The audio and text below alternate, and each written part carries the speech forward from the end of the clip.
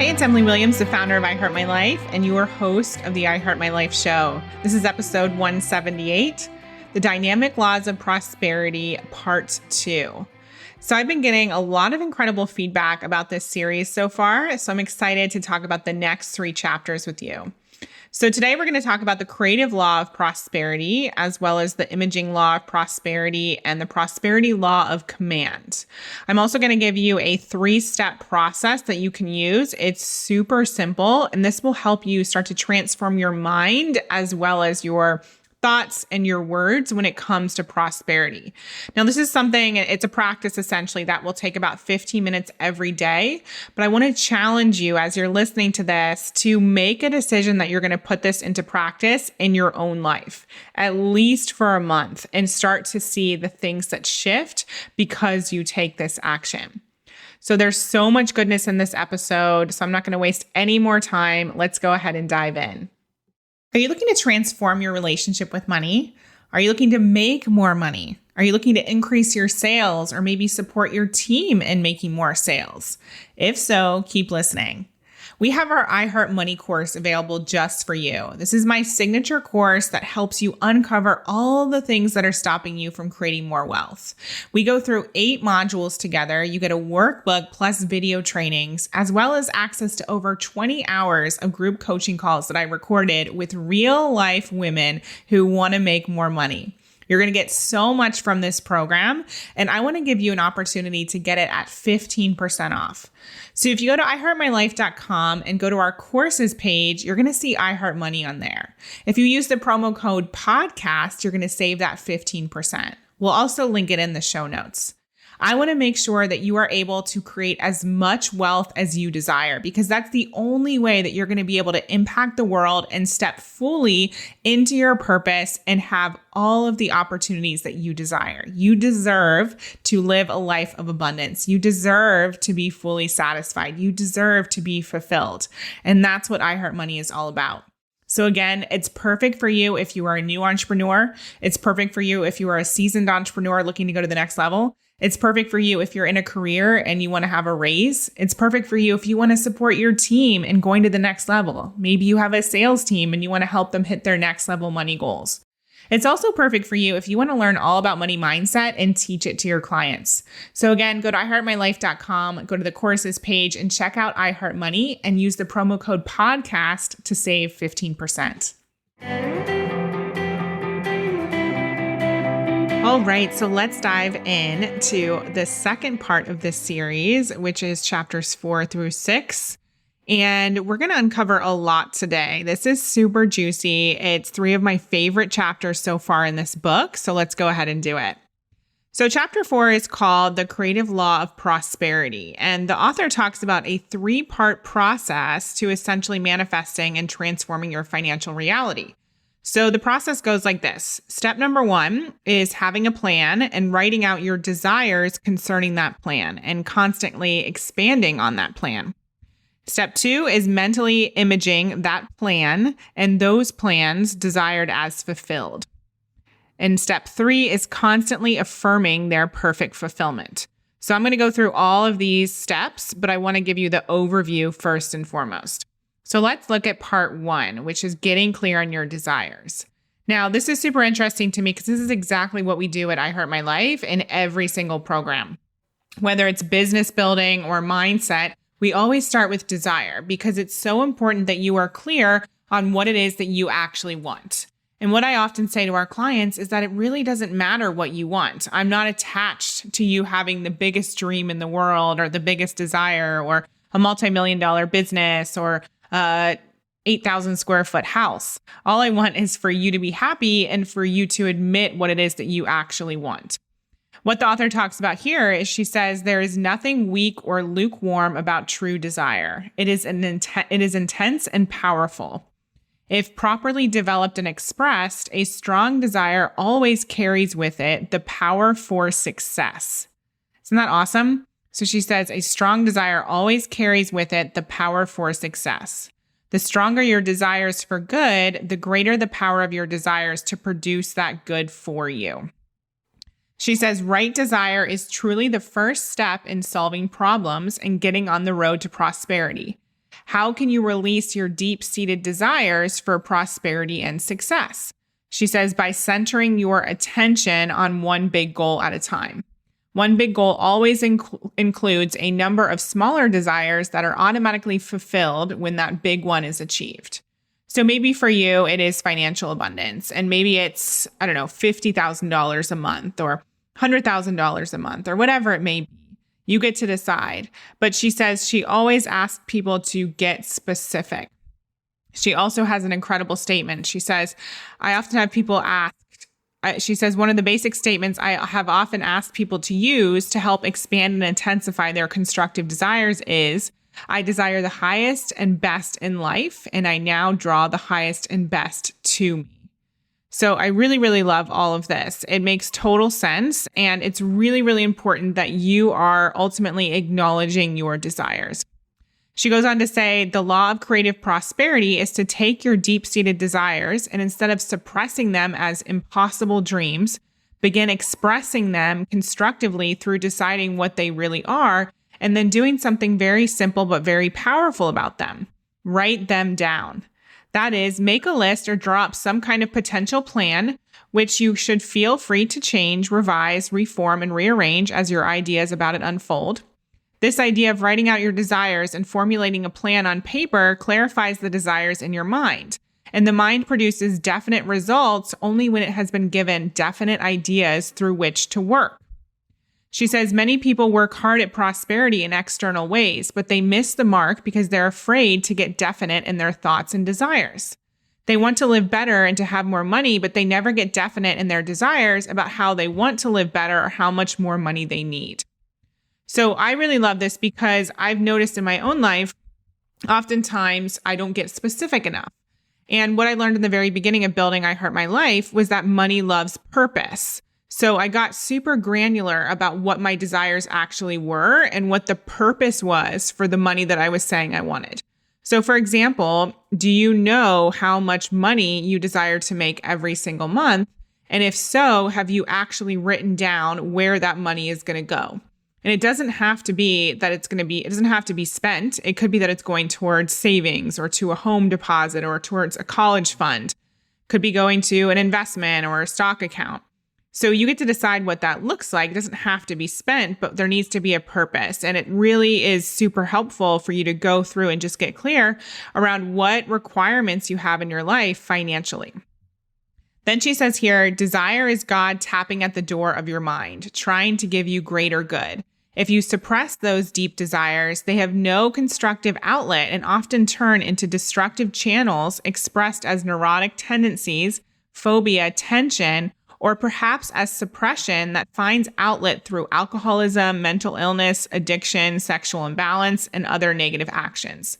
And I think that's so fascinating. She's basically saying that when you suppress really anything, but we're talking about desire in particular here, when you suppress desire, it has nowhere to go. And oftentimes people do make their desires wrong.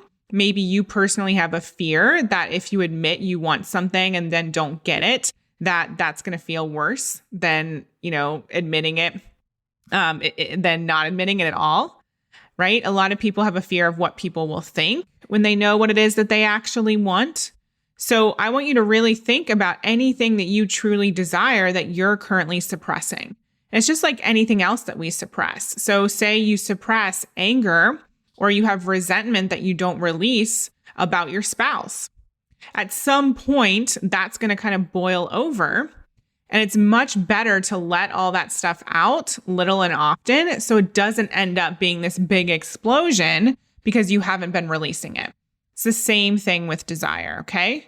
Then she goes on to say that prosperity is a planned result. She says prosperity is the result of deliberate thought and action. There is nothing hit and miss about prosperous living. It is a planned result, just as a bridge or building is a planned result. Without deliberate, prosperous plans, there will be no prosperous results on a consistent and permanent basis. And I think this is so cool because oftentimes people think, I'd love to win the lottery, or so-and-so is so lucky because they have so much money.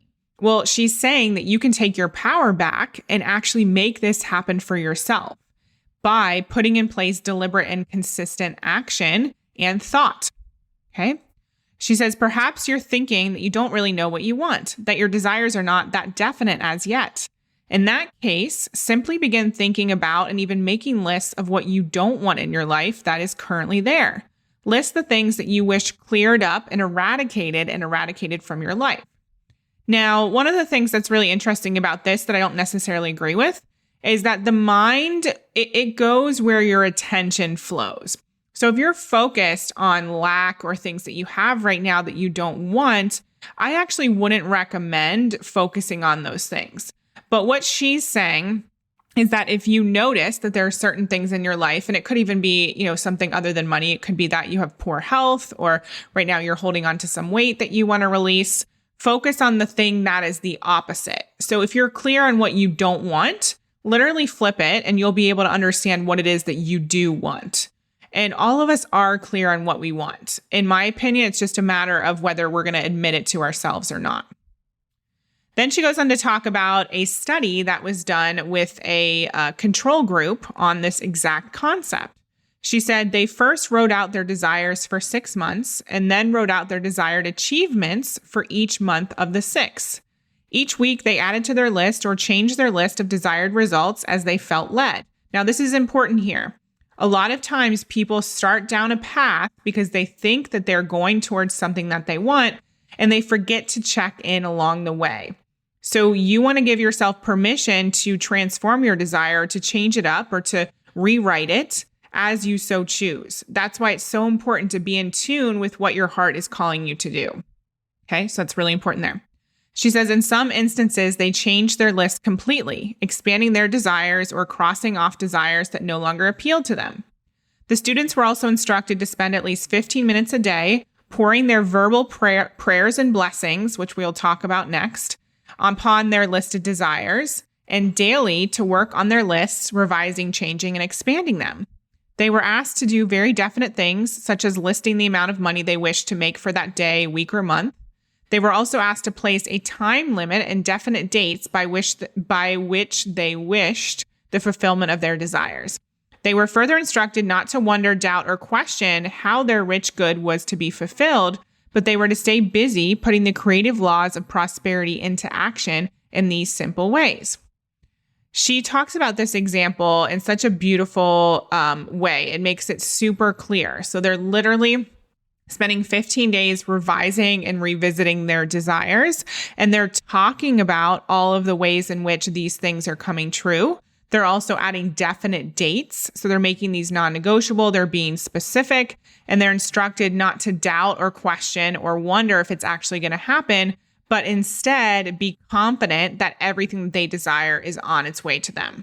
She goes on to say, what you can do or dream you can, begin it. Boldness has genius, power, and magic in it. Great truths and powerful secrets often appear simple. So simple, in fact, that the average person overlooks them in trying to find a more difficult way. We oftentimes do make things more difficult than they need to be.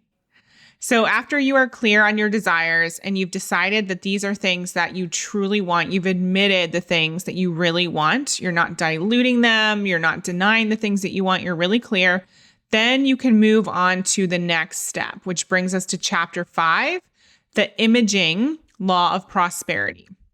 So she says, once you have the list, you're ready for the next step. It has been said that man's only limitation lies in the negative use of his imagination. In other words, if there is failure or lack in your life, it is because you first imagined it in your mind. So really sit with that. I know that for a lot of people, they don't like to admit that they brought on any sort of failure or discord or anything that they don't want.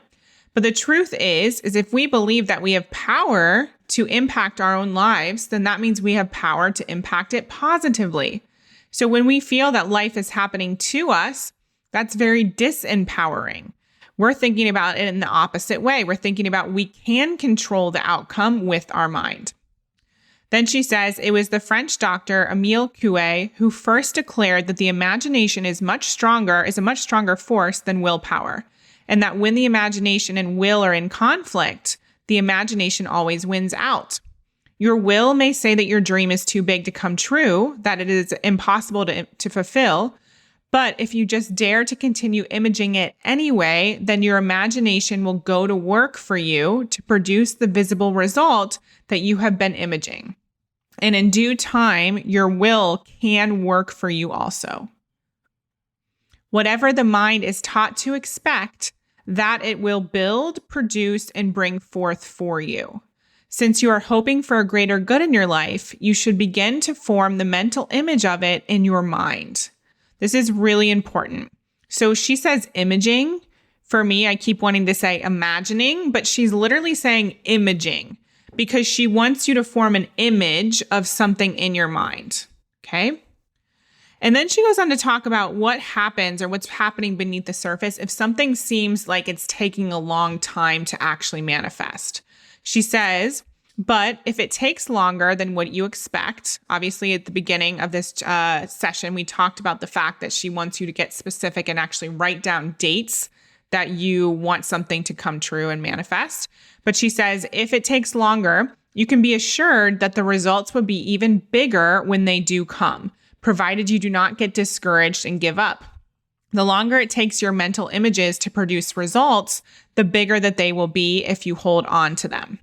So there's a man that she talks about in this book, and she talks about a story of him being really, really poor and ultimately over the span of 10 years creating a ton of wealth, so much so that he was able to retire. And what happens for him is that it actually ended up taking a little bit longer in the beginning than he expected. So it says here, it actually took him 2 years to convince his own thinking that it was possible and to get his mind to accept those rich mental pictures.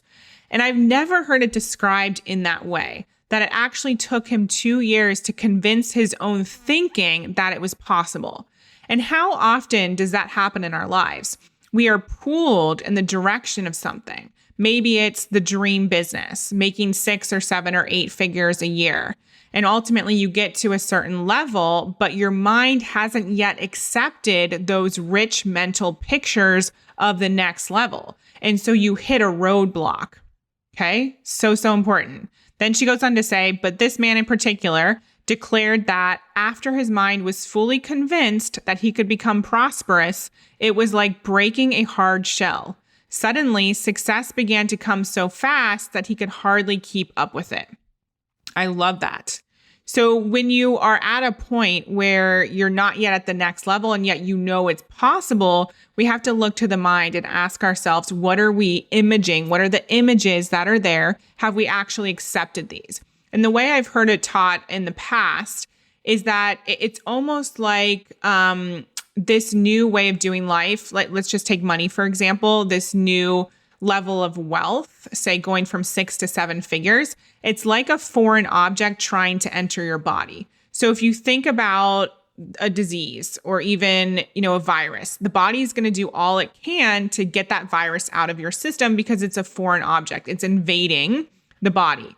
And so right now, your body may be rejecting, your mind may be rejecting this concept of more wealth. So it's your job to consistently have the image of more wealth in your mind so that it starts to adopt that image as the new normal. It's the same thing for weight loss. Your body has a level of homeostasis that it's used to, a certain weight that it's used to being at. So it takes a lot of effort to be able to lose that weight. But then once you do it, you go into maintenance mode and it's much easier. That's exactly what we're talking about here. There's another example that she gives us. She says, a housewife who used the imaging power of the mind with amazing results has often told me that she has to work for a long time to get her mind to image in detail a desired result. But she declares that once she can picture the complete detailed result, she can then dismiss the matter from her mind completely, knowing that it will soon manifest itself. She states that she has found it is worth the time and effort to daily picture as much of her desires as possible. Gradually, her imagination is able to image the whole picture in detail. As it does, so she states that often she personally needs to take little or no physical action to produce the result. More often, it is accomplished for her since her greatest work on the matter is already done. I am discovering that the imaging law of prosperity is one of the most fascinating. The more you develop it, the more it seems that the whole world rushes towards you in a friendly fashion. So what they're saying here is that the more you focus on the image of what you want to create, the easier it is to manifest it and the less work you're actually going to have to do. So I'll give you a specific example. When I first started my business, I had this goal of flying business class. We were living in London, and oftentimes we would travel to the US for conferences and certain events. So I wanted to be able to sit in comfortable seats instead of sitting in economy. So day after day before I was scheduled to take a trip, I imagined or set that mental image of me walking onto the plane, sitting down in first class, feeling the leather on my seat, putting my luggage above my head in the overhead compartments where there was plenty of room. I didn't have to fight for space. I imagined that the flight attendant would hand me a glass of champagne. I would have actual silverware instead of plastic forks and knives. There would be a place setting, a cloth place setting. It would all be very glamorous. And I literally imagined that over and over and over in my mind. So much so that I could actually smell the plane. I could hear certain noises on the plane. And when I checked in at the airport before that trip, I asked if there were any upgrades, and there were. I got upgraded to business class. This is just one example of many in my life, but I want you to think about certain things that you could create a mental image of. Maybe for you, it's a house. Maybe for you, it's looking at your bank account and seeing a certain number. I've done so many things to really attract more money, one of which is to make a little graphic of a bank account with a different number on it, the number that I want to create. Some people will actually carry a check in their wallet for a certain amount. So you get to decide. She says, you will continue to have financial problems until you change your mental images. You are thinking about, talking about, and picturing financial lack, and your mind is producing what you are imaging. Change your images and think, talk, and picture plenty, and you shall have it.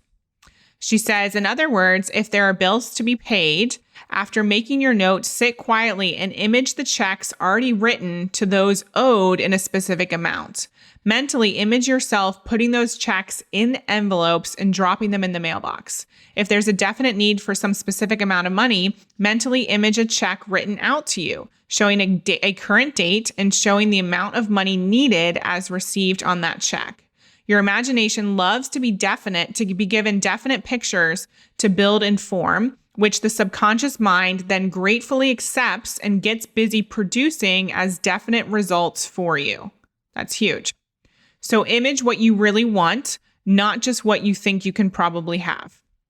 We talked about that. It has to be the thing that you really desire. Don't compromise in your mental images. Image what you really want, not just what you think you can probably have. Pay no attention to your will and reason, which will try to talk you out of your mental images. Your active imagination will soon take control of your will and put it in its place. Remember, your imagination is stronger than your willpower. Okay? But you have to first take control of the imagination by feeding it the mental pictures of what you deeply and sincerely want.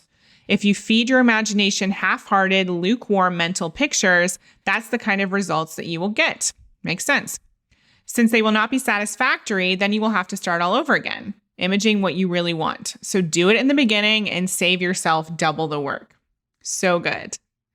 And one of the things that she talks about in the next chapter is just really utilizing your words to create the life that you want, create the prosperity of what you want. So we're going to be taking the imaging, so the mental images of the mind, but we also want to pay attention to the language that we're using. So let's keep going. Chapter 6 is called the prosperity law of command. She says, a positive assertion of the good you wish to experience is often all that is needed to turn the tide of events to produce good for you swiftly and easily. It is amazing how fast doors open to us when we dare to take control of a situation and command our high expectations to manifest themselves. But there's nothing new about the law of command. In Genesis, we are told that God created the earth by commanding, let there be, ... and there was. Actually, the law of command is one of the easiest to use. So after having made lists of your desires and after having mentally imaged them as fulfilled, it is then time to release the substance of them into words of decree and command, which can move the ethers into action. Okay?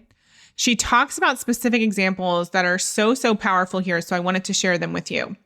There was one person in particular who she worked with who had an issue with their right arm. They went to the doctor. They couldn't figure out anything, tangibly, biologically wrong with this arm. Finally, after one of the workshops that she hosted, the man said that he realized he'd been exclaiming, "I'd give my right arm if I could, ... So he would literally say that phrase, "I would give my right arm if I could be making more money, or I could have happiness, or I could find the love of my life," whatever it was that he was desiring at that time. So he was literally saying that in order to get what he wanted, he would have to sacrifice his right arm, which caused the right arm to suffer. Isn't that so powerful? Think about the things you're saying on a regular basis. Here's another woman. She says, "Once I prayed with a woman who was having trouble with her feet and her legs. Her need for healing seemed acute. Her physician told her that he'd done everything possible for her. After we began praying, her condition improved, but a complete healing did not seem to come. One day in our prayer time, I said to her, 'Now ask, what is the truth about this situation? What do I need to do to be healed completely?' And she did. In a little while, quietly, she said, 'I have the answer. I recently went into a new business venture and I have not yet made success of it. I have been foolishly saying, if I could only get on my feet financially.' I was on my feet physically when I began making that statement, but soon my feet began giving me trouble. My subconscious mind must have taken my words seriously and got me off my feet, which is what I was decreeing through my idle words." So we have to understand the power of the words. There's another amazing book called Conscious Language. I highly recommend that you get it. And it talks all about the power of language, especially when it comes to creating a different and more abundant life. So she says here that in all of her studies and all of her work with people who want to create more financial abundance, she's found that 99 times out of 100, they don't solve their problems until they not only know, but fully use this law of command. When they begin daily, consciously, and deliberately to assert the good that they want, their commands seem to call it forth. She does talk about the fact that affirmations are a simple way of bringing forth rich results that many people mistrust because they're looking for a more complicated path to prosperity. The word affirm simply means to make firm. Through verbally affirming and declaring the good that you want, rather than continuing to talk about what you don't want, you begin to make firm in the mind and in the invisible ethers the good that you desire. This is so powerful here. You begin to make firm in the mind, right? That makes so much sense. So oftentimes we think, affirmations, that's just a bit airy-fairy, but you're literally commanding the mind. So you're putting in place the prosperity law. Okay? The prosperity law. So I want you to keep thinking about anything that resonates for you here. So are there times where you are actually thinking things and talking about things that you don't want to bring forth? So she talks about how oftentimes there are people who make this more challenging than it needs to be. And one of the simplest ways to do this is to literally think about your affirmative statements.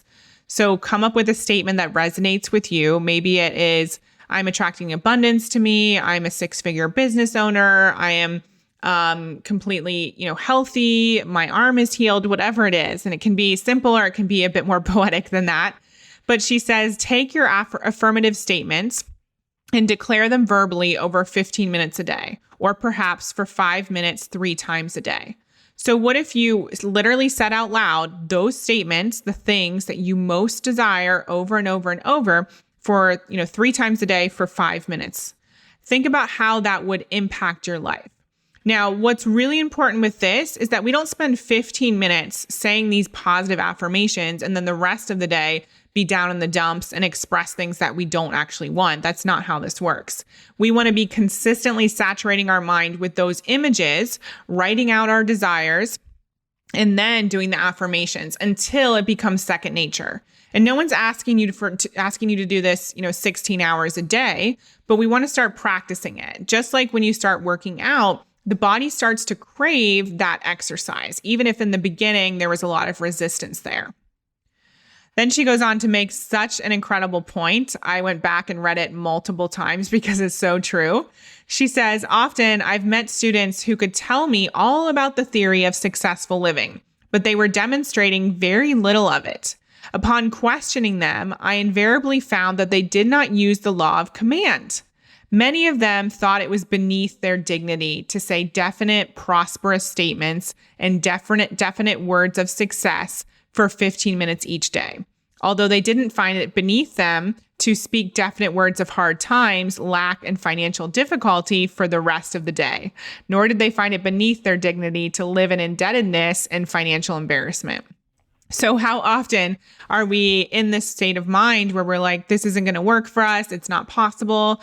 I know for me, when I was in my quarter life crisis and really struggling, I was willing to try anything, even the craziest things. And when I was first told that I had power over my mind and I could choose my thoughts, that sounded a little bit crazy. But again, I was kind of desperate and I was sick of being in that place of debt and financial embarrassment. And so nothing was, beneath me. I was willing to do it. But are you personally thinking, oh, this won't work for me without even giving it a try, right? And yet all day, every day, you're speaking words that are causing you to stay in the same place time and time again and to be stuck and to be unhappy. You owe it to yourself to at least give this a shot. She says, a mind that has been steeped in poverty and failure thinking for years needs daily help in rising into richer thoughts, attitudes, and expectations. So I am naturally more of a negative person. I'm naturally someone who suffers with anxiety and depression. So I created a company called I Heart My Life for myself because that was not my natural way of living. I was not naturally in love with my life and myself. And so I had to work hard to transform my mindset and to create new images, to create new language. And still, I have natural tendencies towards blame, for example. When things are tough or when things are challenging, I go to blame. That's my default. And I can still recognize after years of work that that's still a default. So what are your defaults? For most people who have never done this work, your mind's default is poverty and failure. And if you want to know what your default is, just look at your bank account. Do you have excess or are you barely making ends meet? That will tell you exactly what you need to do here. She says, mere knowing about the power of prosperous thinking isn't enough. You must put it into action. The daily verbal use of positive statements helps you do that. There was another example that I think is really powerful that we'll end on. So there was a man who basically experienced his wife being told that she had 3 months left to live. And she was in hospital and had a surgery and then, was sent home to finish out her 3 months. And when she got home, her husband said to her, you heard the 3-month diagnosis.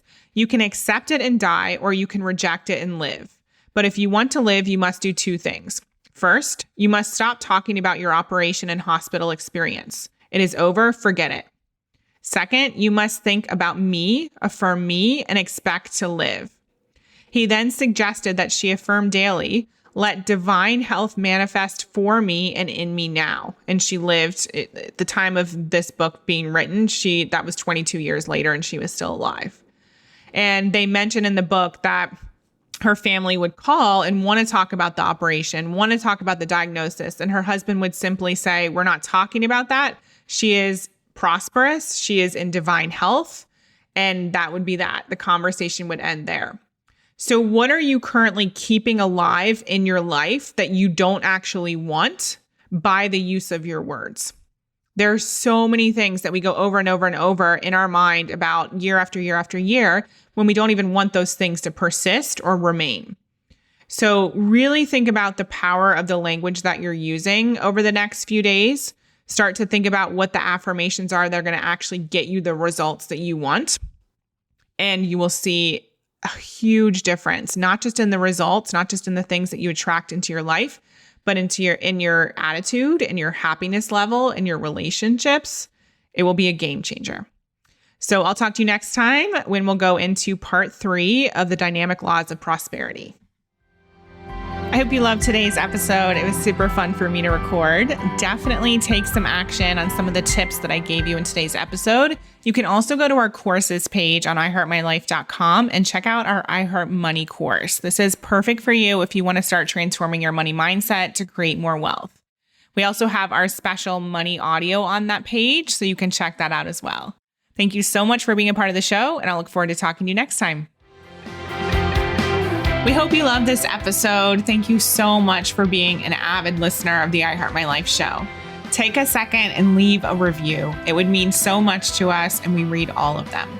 And for further inspiration and life and business tips about creating a life that you love and achieving massive success, definitely follow us at I Heart My Life on Instagram and at I Heart My Life Now on Facebook. See you next time.